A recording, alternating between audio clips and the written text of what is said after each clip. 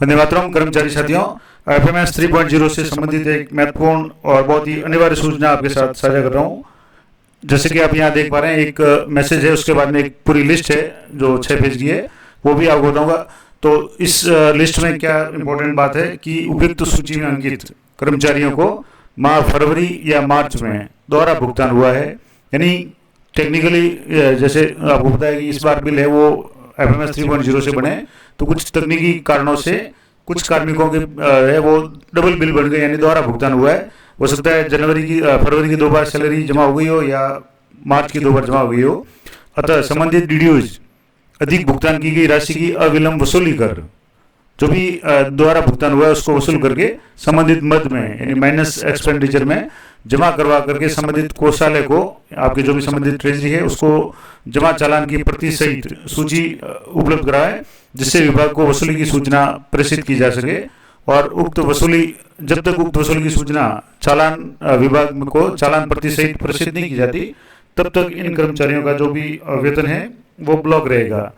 तो ये महत्वपूर्ण जानकारी है कि कुछ साथी इस लिस्ट में जो भी अंकित है, मैं आपको लिस्ट बता दूंगा और टेलीग्राम चैनल पे भी दे दूंगा, जहाँ से आप ये इसको देख सकते हैं। उनमें कई ऐसे साथी हैं जिनको मार्च में या फरवरी की सैलरी, दोनों में से किसी भी महीने में दोहरा भुगतान हुआ है, यानी डबल बार सैलरी जमा हुई है।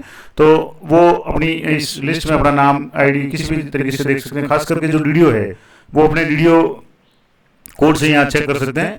तो मैं आपको पूरी वो पीडीएफ भी बता देता हूँ। और अगर मान लो किसी भी कार्मिक को द्वारा भुगतान हुआ है तो उनसे राशि वसूल करके उसको संबंधित बजट हेड में जमा करा के उसका चालान है आपको ट्रेजरी में जमा कराना है। तभी उनकी आगे की, यानी जैसे मार्च की है तो मान लो अप्रैल की सैलरी है वो होगी, नहीं तो सैलरी उनकी है वो एक तरह से स्टॉप रहेगी, उनको सैलरी आगे नहीं मिल पाएगी।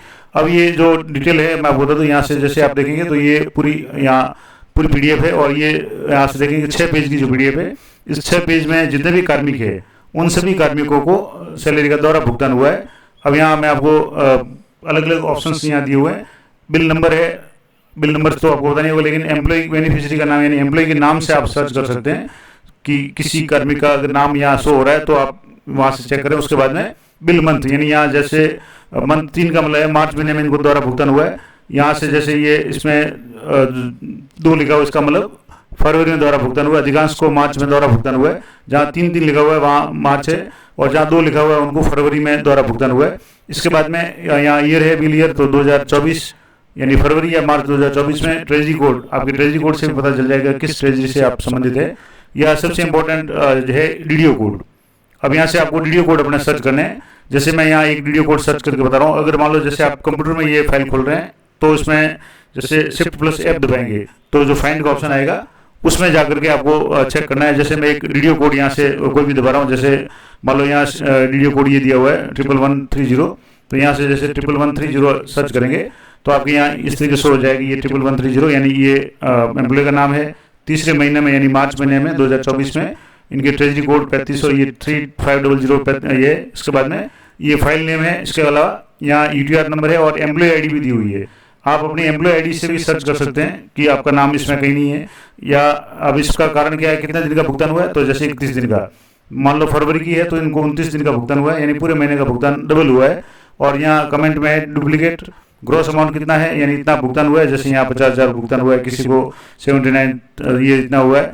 और नेट अमाउंट जो भी भुगतान हुआ है वो सारा का सारा इनको आपको चालान से जमा कराना है। तो यहाँ से आप जैसे ये डीडीओ कोड से भी चेक कर सकते हैं। एम्प्लॉय आईडी से आप सर्च करना चाहें तो यहाँ से जैसे मैं एक एम्प्लॉय आईडी यहाँ एंटर करके आपको बता देता हूँ। यहाँ से जैसे RJJL कोई भी जैसे आईडी यहाँ सर्च करेंगे, जैसे RJJO कर देंगे या JL कर देंगे या J कोई भी कर देंगे, तो जैसे RJJO यानी जोधपुर की आईडी है। तो यहाँ 124 लोग ऐसे हैं जिनके जोधपुर की आईडी है और वो उनको द्वारा भुगतान हुआ है। यहाँ से जैसे आप देखें तो यहाँ से एक एक करके आप इसको सेलेक्ट करते जाएं। तो इस तरीके से आप यहाँ से ये पूरी लिस्ट है, यहाँ से जैसे RJJO, तो इस तरीके से जो भी कार्मिक इनमें नाम है वो डीडीओ अपने यथाशीघ्र ये पूरा काम जरूर करें, क्योंकि यहाँ लिखा हुआ है कि अगर इसकी वसूली नहीं होती है तो आगामी महीनों का जो भी वेतन है वो ब्लॉक रहेगा।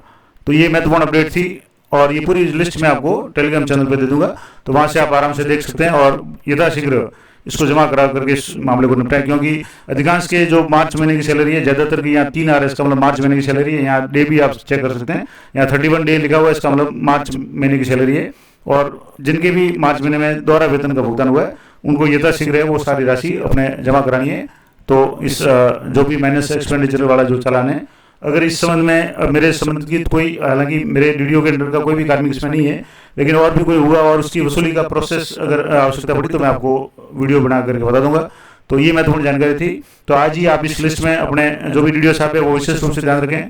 कार्मिक भी अपने डीडीओ कोड से या अपने एम्प्लॉय आईडी से चेक कर सकते हैं, या अपने बैंक खाते में भी अगर देख लें कि अगर आपको मार्च महीने में या फरवरी महीने में 2 बार सैलरी जमा हुई है तो आप उसको तुरंत अपने डीडीओ से संपर्क करके उसको वापस से जमा करवाएं, ताकि आपकी आगे की सैलरी है वो अटके नहीं।